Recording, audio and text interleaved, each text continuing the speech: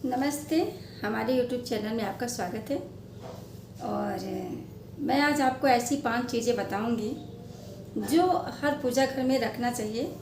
और पूजा घर में रखने से उससे क्या होता है, उसका रखने का उद्देश्य क्या है, और हमारे ये भी ये जानकारी प्राप्त करने के लिए प्लीज़ हमारे वीडियो को पूरा ज़रूर देखें। पूजा घर में ये 3 चीज़ें जो है कि हमेशा रखनी चाहिए, जिससे माँ लक्ष्मी हमेशा आपसे प्रसन्न रहेंगी और नाराज़ नहीं रहेंगी और आपके घर को छोड़ के जाएंगी नहीं। और हम जानते हैं कि अपने घर में हम ऐसी चीज़ों को रखें जिससे हमारे घर में सुख समृद्धि बनी रहे। और भगवान श्री कृष्ण भी कहते हैं कि जो भी हम पूजा पाठ करते हैं, जो भी हम श्रद्धा भाव रखते हैं, तो उस चीज़ की हमें पूरी जानकारी होनी चाहिए, तभी पूजा पाठ हम करें। अन्यथा अगर हमको उस चीज़ की जानकारी नहीं है और उसको हम सही ढंग से नहीं करते हैं तो हमारे घर में नकारात्मक ऊर्जाएं आने लगेंगी। और उस जैसे हर घर में पूजा पाठ का मंदिर होता है, उससे श्रद्धा भाव से जुड़ी हुई चीज़ें होती हैं, सामग्रियां होती हैं, लेकिन परंतु हमारे मंदिर में जो है कि कुछ ऐसी चीज़ें भी लोग जाने अनजाने में रख देते हैं जिससे हमें पूजा का अच्छा फल नहीं मिल पाता है। और हमें पूजा पाठ तो करते हैं, लेकिन बार बार हम यही सोचते हैं कि हम इतना पूजा कर रहे हैं और हमें भगवान उसका फल क्यों नहीं दे रहे हैं। तो इसमें जो हमने जाने अनजाने में नकारात्मक चीज़ें रख दी हैं, शायद उसी का परिणाम होता है। लेकिन मैं आज अपने वीडियो में सिर्फ वही चीज़ें बताऊंगी कि आप पूजा पाठ में क्या क्या चीज़ें रखें। सबसे पहले हम जानेंगे कि ऐसी ही चीज़ें जिसे लोग जाने अनजाने में मंदिर में रख देते हैं, और घर में मंदिर में ऐसी चीज़ें रखी हों तो उसे तुरंत हटा दें, तो उसे दूसरे स्थान पर रख दें जिससे नकारात्मक ऊर्जा का प्रवेश होता हो। और भूल कर भी ऐसी चीज़ें ना रखें, क्योंकि हमें लगता है कि हर चीज़ कोई धार्मिक नहीं होती है और उसमें कुछ चीज़ें अधार्मिक भी होती हैं जो पूजा पाठ नहीं, जिसकी पूजा पाठ नहीं करनी चाहिए। और भगवान भी यही कहते हैं कि कलयुग में मनुष्य कुछ अशुद्ध चीज़ों को धार्मिक मान करके उनकी पूजा करेगा, जिससे शास्त्रों में वर्जित माना गया है। कलयुग में मनुष्य धार्मिक और अशुद्ध चीज़ों की भी पूजा करेगा।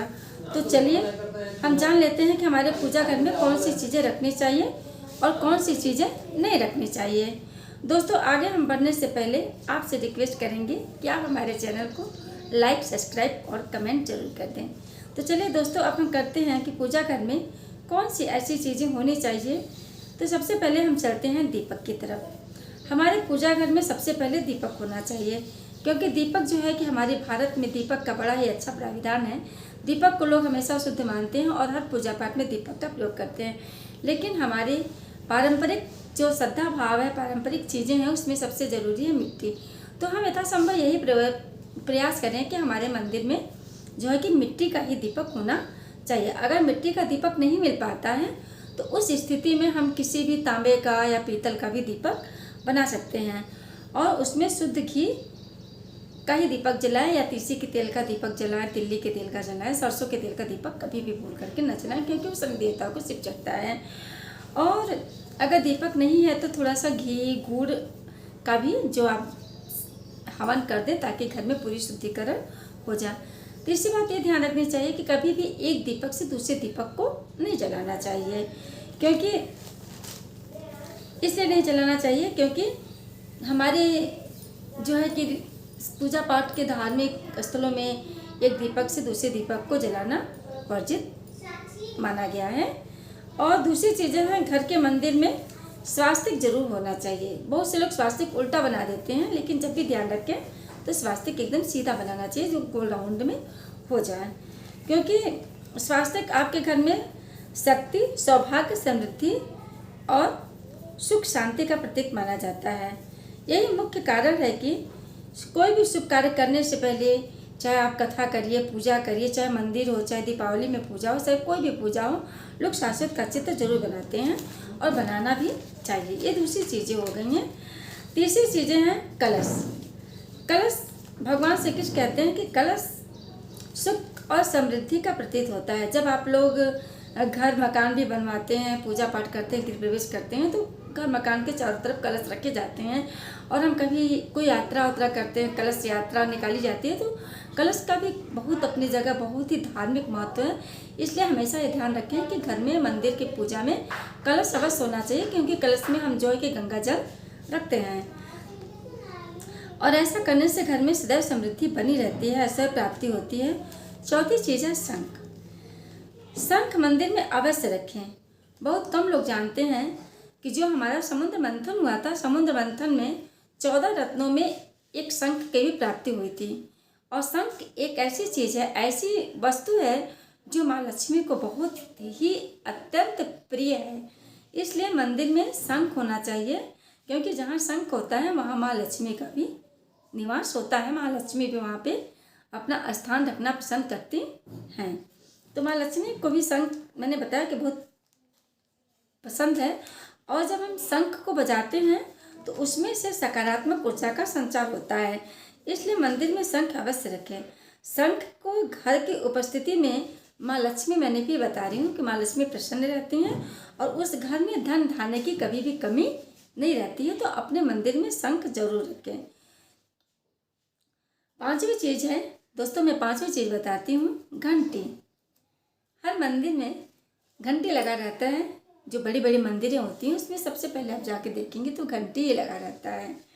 तो घंटी हमारे इस छोटे से मंदिर में, जो मैंने अपने घर में मंदिर बना रखा है या आप लोगों ने मंदिर बना रखा है, तो उस मंदिर में घंटी अवश्य होना चाहिए। क्योंकि जब घंटी की आवाज़, घंटी हम बजाते हैं तो भगवान हो सकता है सो गए हों तो वो जग जाते हैं और घंटी की आवाज़ सुन करके वो आपकी पूजा पाठ को ध्यान में देते हैं। तो घंटी रखा जाए। जहाँ पर घंटे की ध्वनि होती है वहाँ सकारात्मक ऊर्जा का संचार होता है। और सकारात्मक ऊर्जा जो है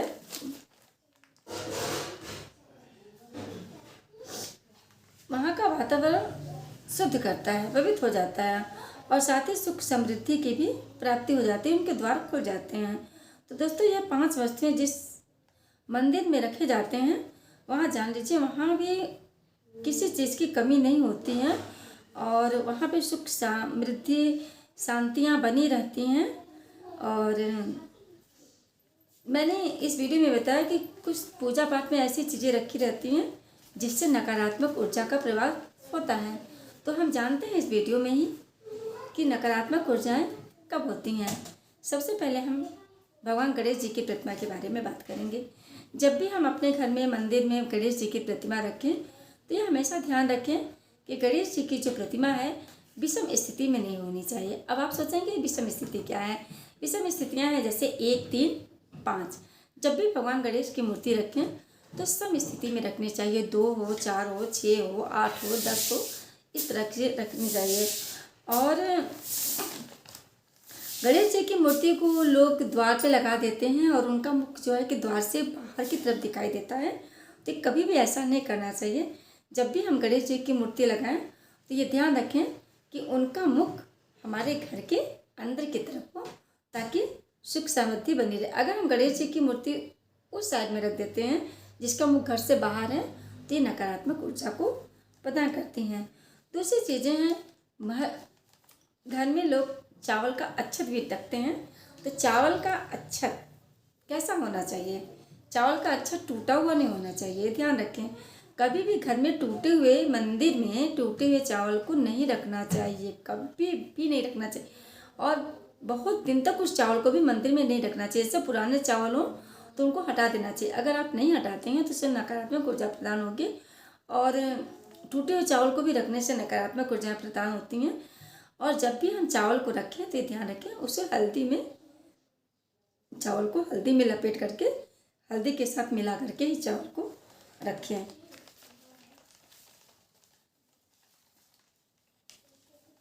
तीसरी चीज़ें हैं पूर्वज।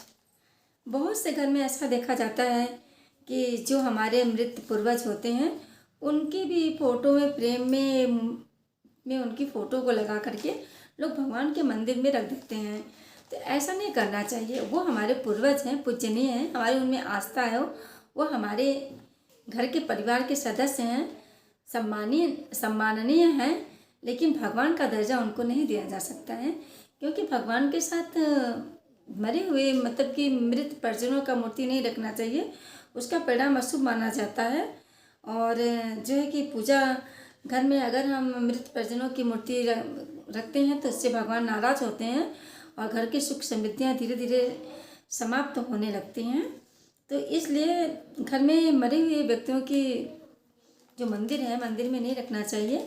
और बहुत से लोग जैसे होते हैं, जैसे साधु संत महात्मा जो उनके गुरु जी होते हैं, तो बहुत श्रद्धा भाव होती है हमारे हिंदू समाज में। तो लोगों को पता है कि नहीं हमारे पूजनीय गुरु हैं, हमारे ये भगवान हैं, तो ठीक है पूजनीय गुरु हैं तो उनके लिए एक अलग स्थान बना दीजिए, लेकिन मंदिर में उनको मत रखिए। और इसी के साथ मैं बताती हूँ कि घर में कभी भी मंदिर में खड़ी लक्ष्मी की मूर्तियाँ या फोटो ना लगाएं। जब भी लगाएं तो बैठी हुई लक्ष्मी की फ़ोटो लगाएं। घर में काली माँ की मूर्ति ना रखें, फ़ोटो ना रखें, भैरवनाथ की फ़ोटो ना रखें। इन लोगों की फ़ोटो नहीं लगानी चाहिए, ताकि इन लोगों का फ़ोटो लगाने से पूजनीय तो हैं, लोग पूजा तो करते हैं, पूजा करते हैं। जो लोग भैरव को पूजे हैं तो भैरव की पूजा करते हैं, काले की। लेकिन जो हमारे घर की जो नॉर्मल मंदिर है, उस घर की नॉर्मल मंदिर में हम ऐसी मूर्तियाँ नहीं रख सकते हैं और नहीं रखना चाहिए। इससे हमारे यहाँ नकारात्मक ऊर्जाएँ प्राप्त होती हैं। सबसे ज़रूरी बात है, मंदिर में एक चीज़ हम सबसे ज़रूरी चीज़ क्या रखते हैं, रक्षा रोली और गंगा जल। तो गंगा जल तो ज़रूर रखना चाहिए, क्योंकि गंगा जल जब भी हम पूजा करते हैं तो इसे एक तांबे के छोटे से बर्तन में रख लेते हैं और गंगा जल लेकर के पूरे मंदिर में, पूरे घर में छिड़काव कर लेते हैं, ताकि गंगा जल को छिड़कने से घर में सकारात्मक ऊर्जाओं का प्रदान होता है। और गंगा जी को वैसे भी पवित्र माना जाता है। लोग, हमारे पूर्वज, हमारे जो भी गुरु हैं, जो भी इस में आस्था रखते हैं, और आस्था सभी लोग रखते हैं, तो कहते हैं कि आप कितना भी पाप किए हों और गंगा जल में जाके 5 बार डुबकी लगा लीजिए तो आपके सारे पाप धुल जाएंगे। तो कहीं ना कहीं आस्था है लोगों में, तो इसलिए गंगा जल को भी बहुत ही शुद्ध माना जाता है। गंगा जल के बिना कोई भी पूजा पाठ असंभव है। तो ये सब चीज़ें होती हैं। तो मैंने आपको इस वीडियो के माध्यम से बताया कि हम अपने मंदिर में कौन सी ऐसी 5 चीज़ें रखें जिससे सकारात्मक ऊर्जा का प्रदान हो, और कौन सी ऐसी 3 चीज़ें या 3-4 चीज़ें ऐसी जो मैंने बताई है उससे ना रखें, ताकि हमको पूजा का फल ना मिल पाए और हम पूजा करते रह जाएं और परेशान रहे। तो यही है कि लोग पूजा पाठ करते हैं, लेकिन कुछ ऐसी चीज़ों को मंदिर में रख देते हैं जिससे उनको पूजा का फल नहीं मिल पाता है। इसी के साथ मैं सबसे निवेदन करती हूँ कि भगवान सबकी इच्छाओं को, मनोकामनाओं को पूरा करें। और आप लोगों को मेरा वीडियो कैसा लगा प्लीज़ लाइक, कमेंट, सब्सक्राइब करके जरूर बताइएगा। फिर मिलूँगी अगले वीडियो में। नमस्ते।